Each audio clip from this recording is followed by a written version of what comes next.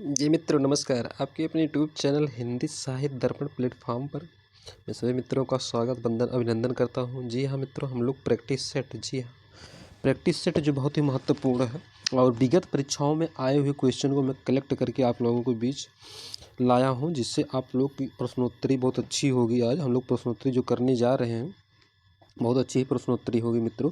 और जो मित्र हमारे चैनल पर नए हैं उस चैनल को ज़रूर सब्सक्राइब कर लें, शेयर करें, लाइक करें। इससे हमें एक ऊर्जा एनर्जी बल मिलता है और अच्छे कंटेंट देने में मज़ा भी आता है। आप लोगों का सपोर्ट हमें ज़रूर चाहिए।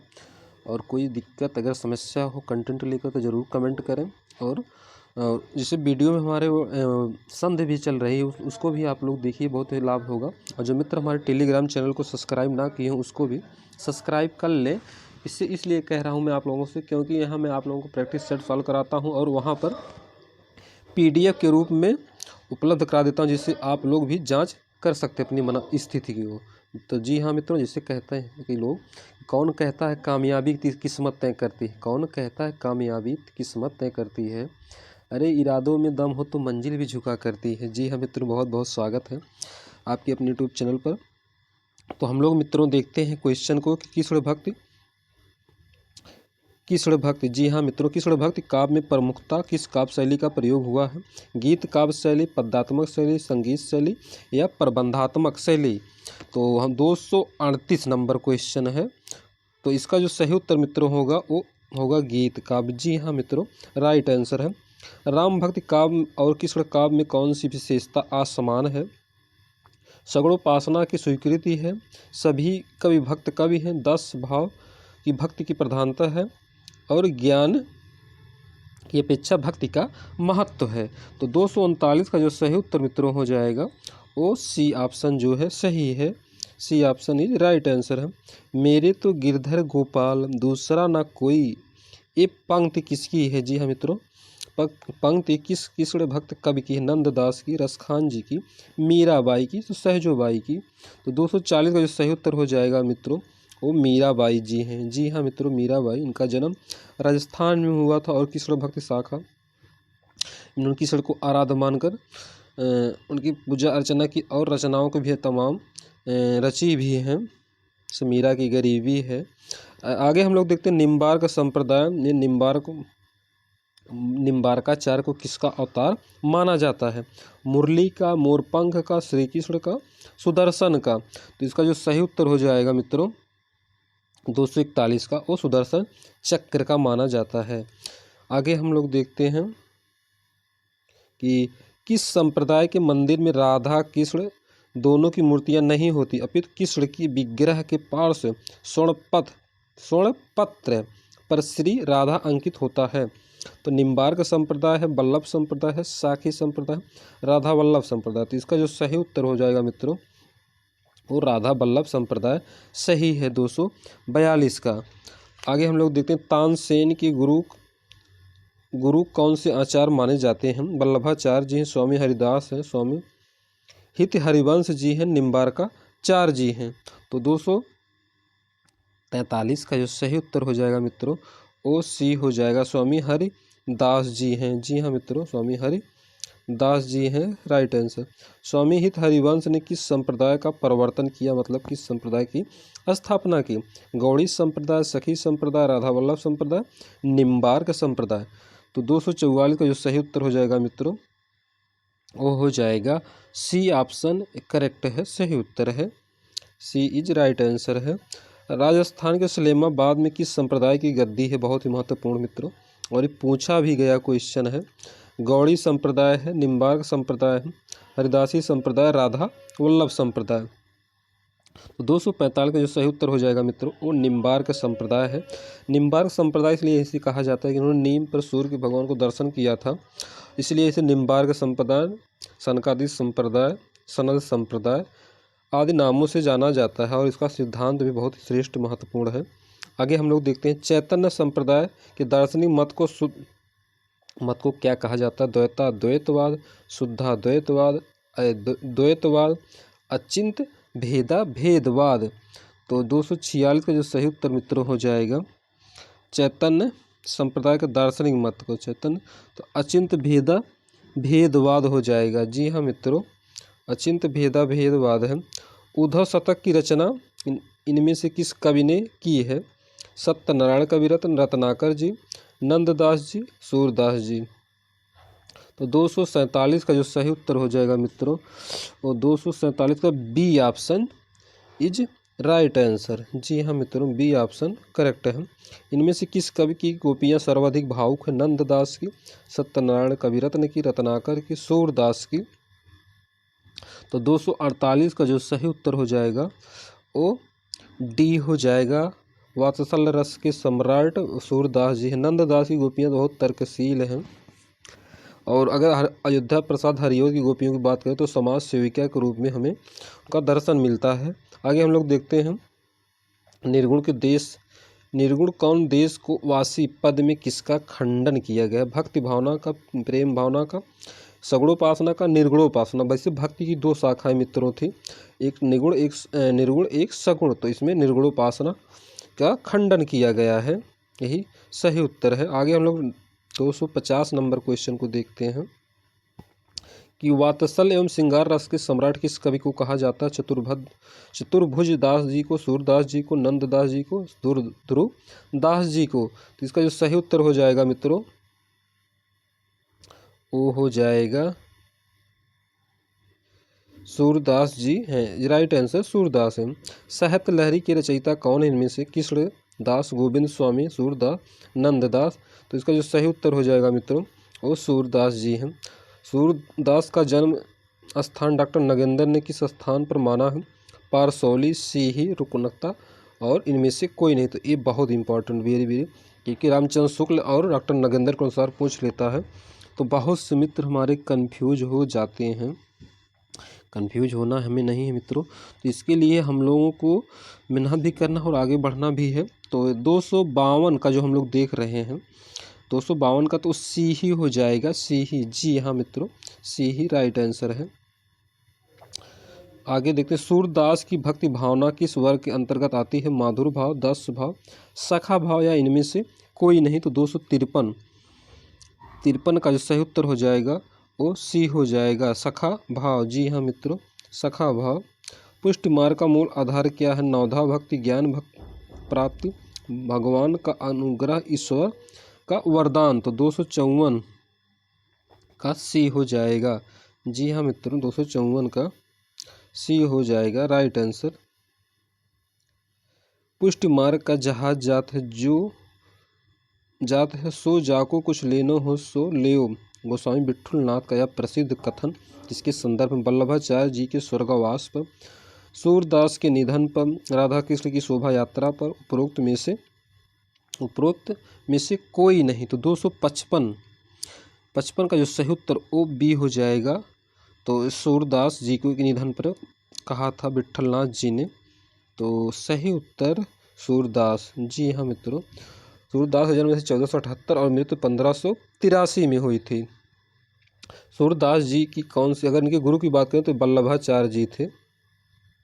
सूरदास की कौन सी रचना में दृष्टकूट पदों का संग्रह है? साहित्य लहरी है, सूर पचीसी है, सूर सरावली है, इनमें से कोई नहीं है।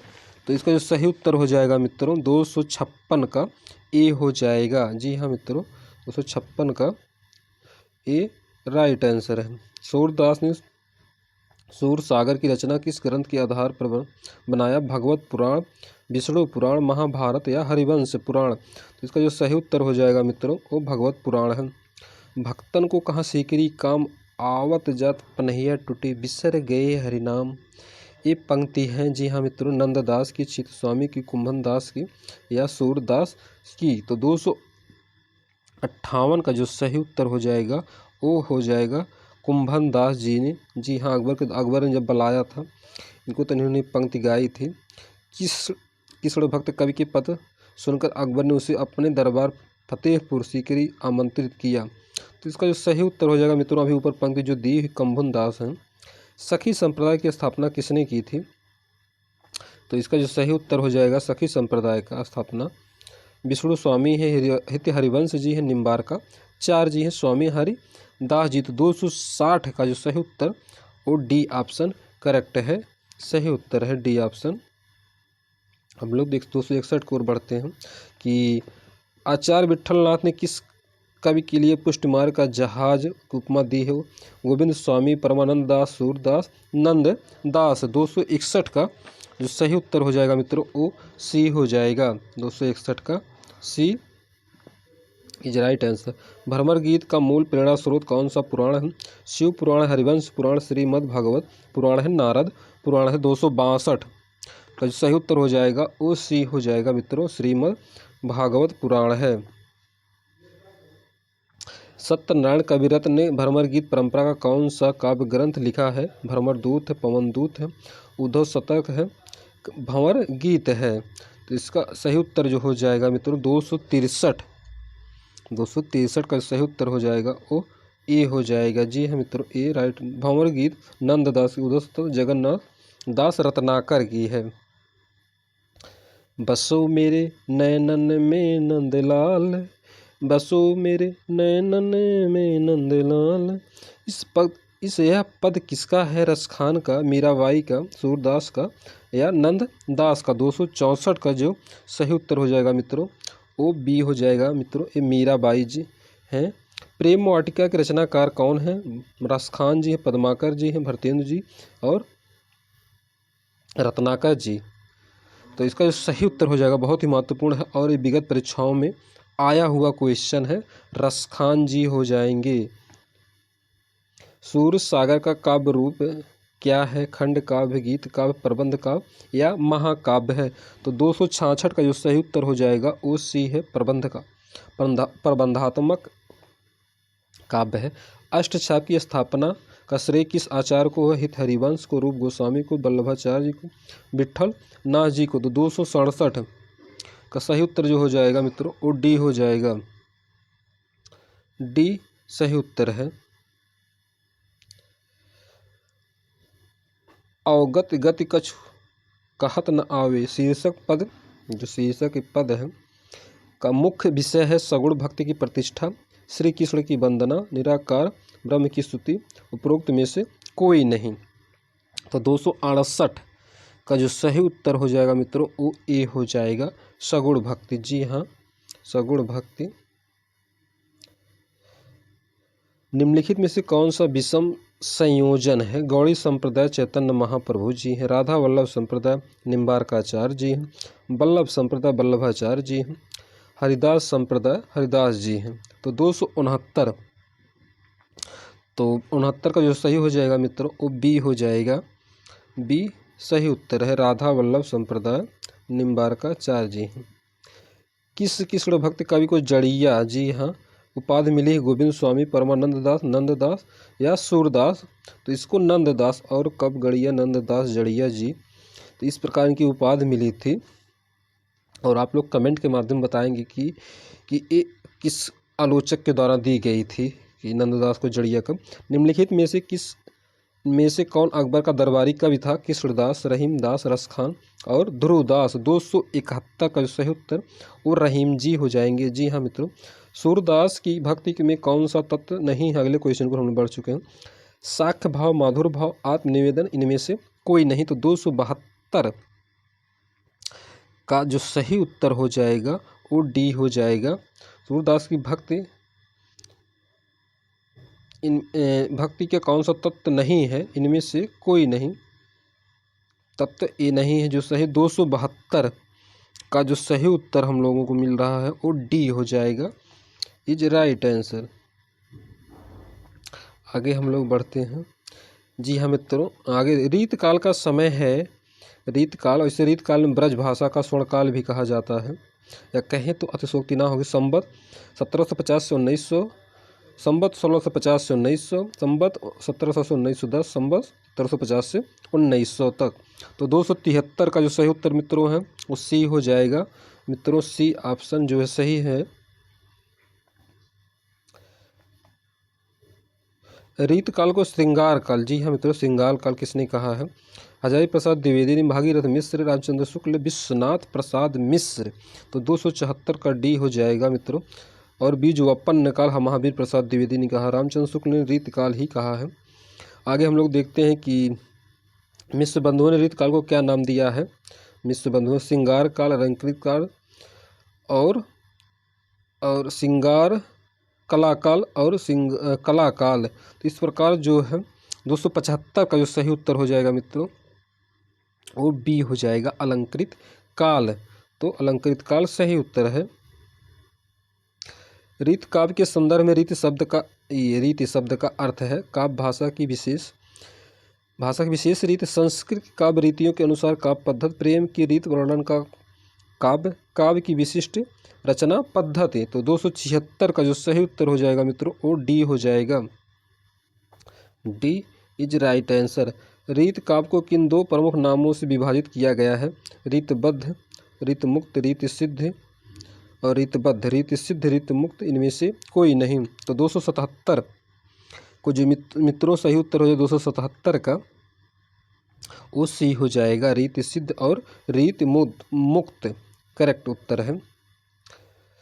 रीतिसिद्ध काव्य का तात्पर्य है काव्य के विभिन्न अंगों का परिचय देने वाला काव्य, काव्य रीति की सिद्ध कराने वाला काव्य, काव्य कला की सिद्धि को प्राप्त करने वाला काव्य, सिद्ध कवियों द्वारा रचित काव्य। तो 278 का जो सही उत्तर हो जाएगा मित्रों वो ए हो जाएगा। जी हाँ मित्रों 278 का ए ऑप्शन है।